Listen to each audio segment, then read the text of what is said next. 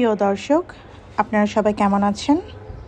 আল্লাহর অশেষ রহমতে আমি অনেক ভালো আছি। আজকে প্রায় অনেক মাস পরে ইউটিউবে আমার নতুন কোনো ভিডিও আসতেছে।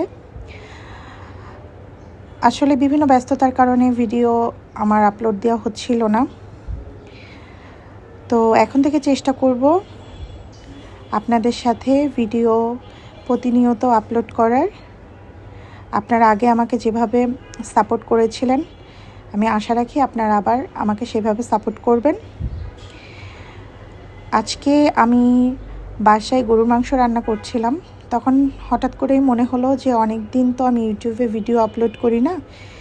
তো আজকে বাসায় যেভাবে আমি খুবই সহজে সামান্য কিছু উপকরণ দিয়ে গরুর মাংস রান্না করি, ওই রেসিপিটাই আজকে আপনাদের সাথে আমি শেয়ার করব। এইভাবে রান্না করলে খেতে অনেক মজা লাগে।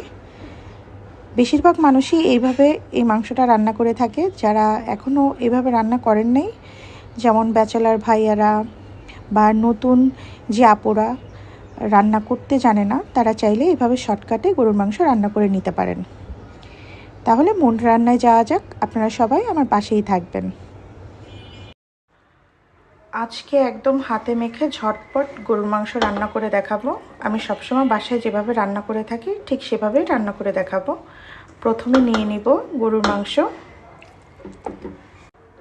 নিয়ে নিলাম গরুর মাংসগুলো। এবার দিয়ে দিব কেটে রাখা পেঁয়াজ, কাঁচামরিচ। এবার দিয়ে দিব লবণ, হলুদ, শুকনো মরিচের গুঁড়া।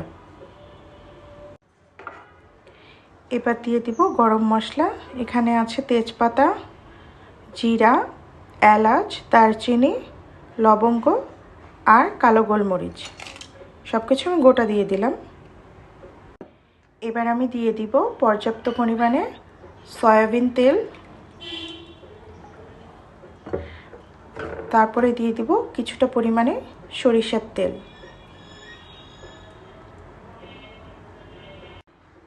এবার আমি সমস্ত উপকরণগুলো সুন্দরভাবে হাতে মেখে নিব।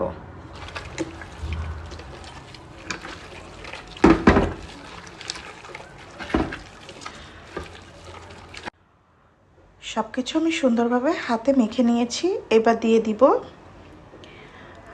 আদা বাটা, জিরা বাটা আর রসুন বাটা পর্যাপ্ত পরিমাণে। এবার এই মশলাটা আমি সুন্দর করে সব কিছুর সাথে মেখে নিব। সব কিছু আমি সুন্দরভাবে হাতে মেখে নিয়েছি। এবার আমি এই মাংসটাকে 20 মিনিটের জন্য রেস্টে রেখে দিব, ম্যারিনেট করে। মাংসটা আমি সুন্দরভাবে ম্যারিনেট করে রেখে দিয়েছিলাম।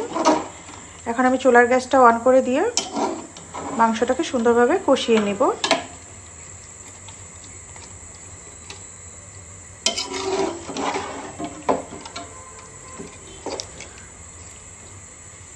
এখানে আমার 20 থেকে 25 মিনিটের মতো সময় লাগবে মাংসটাকে সুন্দরভাবে কষিয়ে নেওয়ার জন্য, কারণ মাংসর গা থেকে অনেকটাই পানি বের হবে। এই পানিটা টেনে আসা পর্যন্ত অপেক্ষা করব। আপনারা আমার সাথেই থাকুন। 20-25 মিনিট পরে ফিরে এলাম। এবার ঢাকনাটা তুলে দেখব।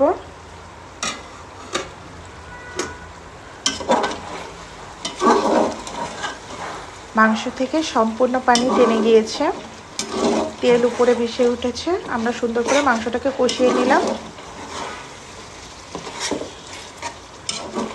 গাঢ় পানি টানিয়ে নিয়ে এবার আমরা মাংসটা সুন্দরভাবে সিদ্ধ হওয়ার জন্য কিছুটা পরিমাণে গরম পানি দিয়ে দিব। এবার আমরা ঢাকনা দিয়ে ঢেকে আরও 10 মিনিটের মতো রান্না করব। তারপরে এই মাংসের মধ্যে আমি দিয়ে দিব আলু।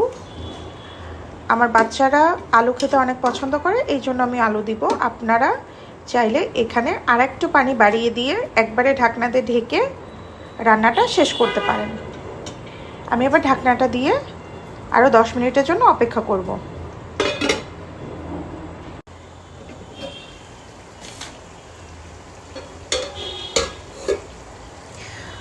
এবার মাংসটাকে সুন্দরভাবে আবার নাড়াচাড়া করে নিব।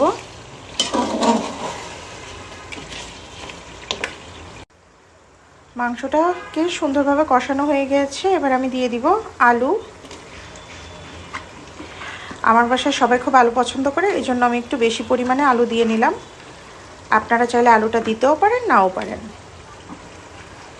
এবার আলুটা দিয়ে আমি আরও 3 থেকে 4 মিনিট সুন্দরভাবে আলুটাকে একটু ভাজা ভাজা করে নিব সব কিছুর সাথে।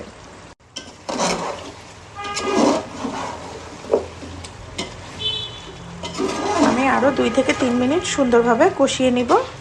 তারপরে সামান্য একটু গরম পানি এই মাংসের ভিতরে অ্যাড করব আলুটা সিদ্ধ হওয়ার জন্য। মাংসটা আমার প্রায় 85% সিদ্ধ হয়ে গিয়েছে, আর বাকিটা আলুর সাথে সিদ্ধ হয়ে যাবে।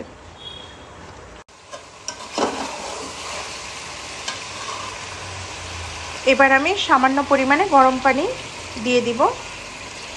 হাফ কাপের মতো গরম পানি দিয়েছি আমি। এবার আমি ঢাকনা দিয়ে ঢেকে আরও 10 থেকে 15 মিনিট রান্না করলেই তৈরি হয়ে যাবে খুবই মজাদার হাতে মাখা গরুর মাংসের ভুনা। তৈরি হয়ে গেল খুবই মজাদার গরুর মাংসের ভুনা। আমি আপনাদেরকে একবারে পরিবেশন করে দেখাচ্ছি।